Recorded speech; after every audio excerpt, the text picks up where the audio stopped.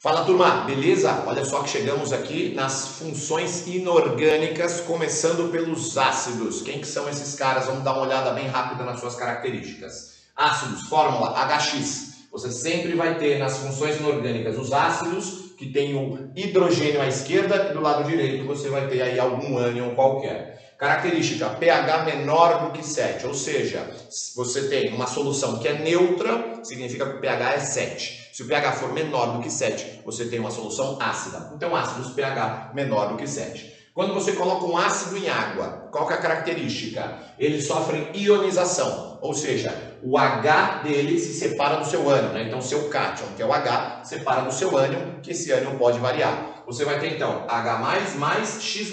Esse X- pode ser Cl-, pode ser Br-, pode ser SO4, 2-. O ânion varia, porém, o H, né, que é o cátion, sempre será o mesmo nos ácidos inorgânicos. Beleza, outra coisa que eles fazem, conduzem eletricidade. Por quê? Uma substância em água que produza cátions e ânions sempre vai conduzir eletricidade. Esses caras são chamados de eletrólitos. Substâncias que em água produzem cátion e ânion, beleza? São chamados de eletrólitos porque eles conduzem corrente elétrica. E esses eletrólitos em água formam soluções eletrolíticas, que são soluções condutoras de eletricidade. Outra coisa que eles fazem, diminuem o pH. Então, se tem uma solução que está com pH elevado, né, um pH acima de 7, você quer diminuir, você coloca um ácido lá dentro, que esse pH vai cair. Importante aqui, ó, classificações, duas principais. Hidrácidos são ácidos que não têm oxigênio na fórmula, então ácidos sem oxigênio. Classificaçõezinhas, fortes, muito bom. Quem que são os hidrácidos fortes? Ácido clorídrico, ácido bromídrico, ácido iodídrico, são os fortes, beleza? Reparem, olha só, ser forte não significa ser corrosivo, não é sinônimo um do outro. Apesar da maior parte dos ácidos fortes serem corrosivos, não é sinônimo, beleza? Show? Moderado, HF, que é o ácido fluorídrico, olha só, ele é um ácido mais fraco do que esses aqui de cima, porém é um ácido que corrói o vidro. Esses caras aqui não corroem o vidro, e esse é um ácido moderado e corrói. Olha só, a força não significa necessariamente que ele é um ácido corrosivo, beleza? Muito bom. E os fracos? Se não é nenhum desses caras aqui, todos os demais são hidrácidos fracos. Se não tem oxigênio na fórmula e não é nenhum desses, é um hidrácido fraco, beleza? Para oxiácidos, o que são oxiácidos? São ácidos com oxigênio na sua fórmula. Show de bola! Número de oxigênio menos números de hidrogênios. Se você fizer essa continha, oxigênios que ele tem na fórmula, menos hidrogênios que ele tem na fórmula, você vai achar um valorzinho. Se você achar 2 ou 3, são ácidos fortes. Né? A gente pode até dizer 2 é forte e 3 é muito forte. Beleza? Exemplo, H2SO4. Você vem aqui, ó, 4 oxigênios menos 2 hidrogênios, né? 4 menos 2, 2. Ácido forte. Beleza? Número de oxigênios menos hidrogênios. Se você fizer e der 1, moderado, ou seja, 4 oxigênios menos 3 hidrogênios, quanto que dá isso? 1, ácido moderado. Se essa diferença der 0, você tem um ácido fraco. Um exemplo, 3 menos 3, 0, é um oxiácido fraco. Temos exceções, essas exceções aqui, ó. O que acontece nessas exceções? Exceções aqui, ó, H2CO3 e H2SO3. O que acontece com esses caras? Esses caras são considerados oxiácidos fracos. Oxiácidos fracos, H2CO3 e H2SO3, beleza? Por quê? Porque poucas moléculas dele sofrem essa ionização. O que eles preferem fazer? Eles são óxidos que nós chamamos de óxidos instáveis. O que acontece? Em vez deles quererem se ionizar, eles querem, na verdade, se quebrar em água e gás carbônico. E o outro aqui, que é o ácido sulfuroso, ele quer se quebrar em água e dióxido de enxofre. Por isso que eles são chamados aí de óxidos fracos. Apesar de você fazer 3 menos 2 dar 1 e querer classificar em moderado, esses caras são exceções e são considerados ácidos fracos aí devido à sua quebra, devido à sua decomposição em outras substâncias. Inclusive o H2CO3 é o ácido que está presente no refrigerante. Quando você abre o refrigerante e forma aquelas bolinhas de gás, é esse cara aqui que está sofrendo a decomposição, né, formando água e CO2, e aquele CO2 vai indo embora. Por isso que ao final o seu refrigerante ali está meio aguadinho, né, porque saiu todo aquele gaszinho que daria um sabor meio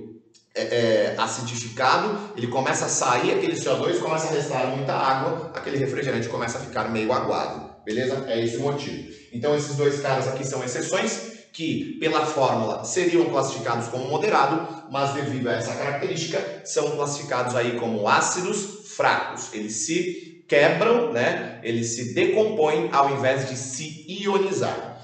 Ácidos importantes dos oxiácidos, né? Pra gente memorizar aqui, ó. Pela bunda sai cocão, pela bunda sai cocão, beleza? Você vai ter lá fósforo, boro, enxofre, carbono e nitrogênio, e aí você tem hidrogênio. Então, para o fósforo aqui, ó, olha a regrinha do hidrogênio, né? 3, 3, 2, 2, 1, beleza? Então, ó, pela bunda sai cocão. Hidrogênio, 3, 3, 2, 2, 1. Oxigênio, 4, 3, 4, 3, 3, beleza? Olha só, 3, 3, 2, 2, 1 para o hidrogênio. Oxigênio, 4, 3, 4, 3, 3. Show de bola. Fosfórico, bórico, sulfúrico, carbônico e nítrico. São os principais dos oxiácidos.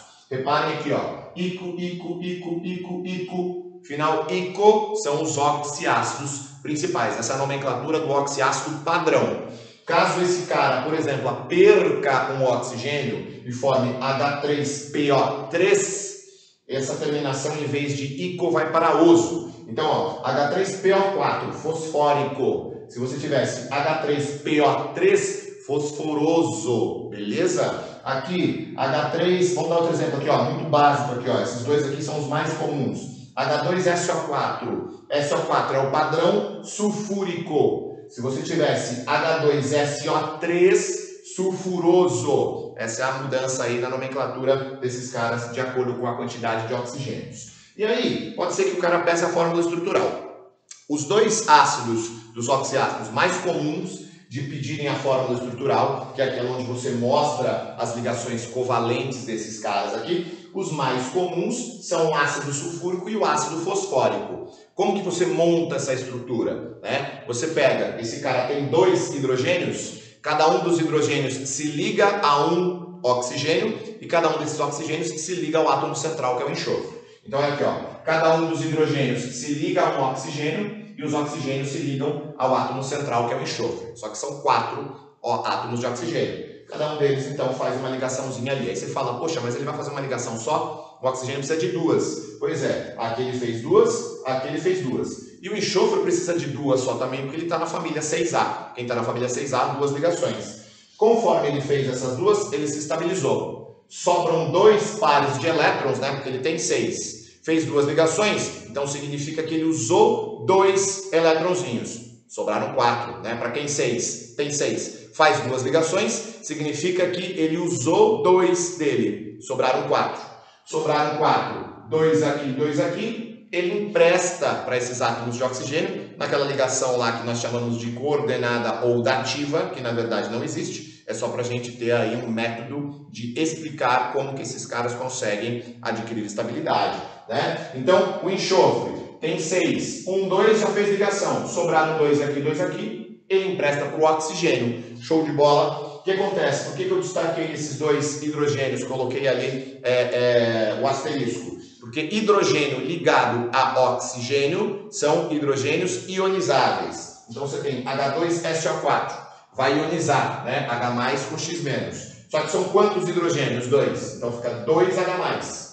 Quantas cargas positivas a gente vai ter aqui? Ó? 2 cargas positivas. Consequentemente, o SO4 tem que ser 2 cargas negativas, porque a quantidade total de positivo e negativo tem que dar 0 NOx, não é? Beleza? Se ele pede a fórmula estrutural do ácido fosfórico, são 3 hidrogênios, cada hidrogênio se liga a um oxigênio e cada oxigênio se liga ao átomo de fósforo. Vai sobrar um oxigênio sem se ligar com o hidrogênio, consequentemente faz também ali uma ligação coordenada dativa com um tracinho para esse oxigênio. Então ficaria o P ao meio, 3 oxigênios ligados nele ali, cada um deles ligado a um átomo de hidrogênio e um dos oxigênios ali ligado sozinho ao átomo de fósforo. Beleza? Treine isso daí. Qualquer dúvida a gente tira aqui na aula para você que é aluno CPD.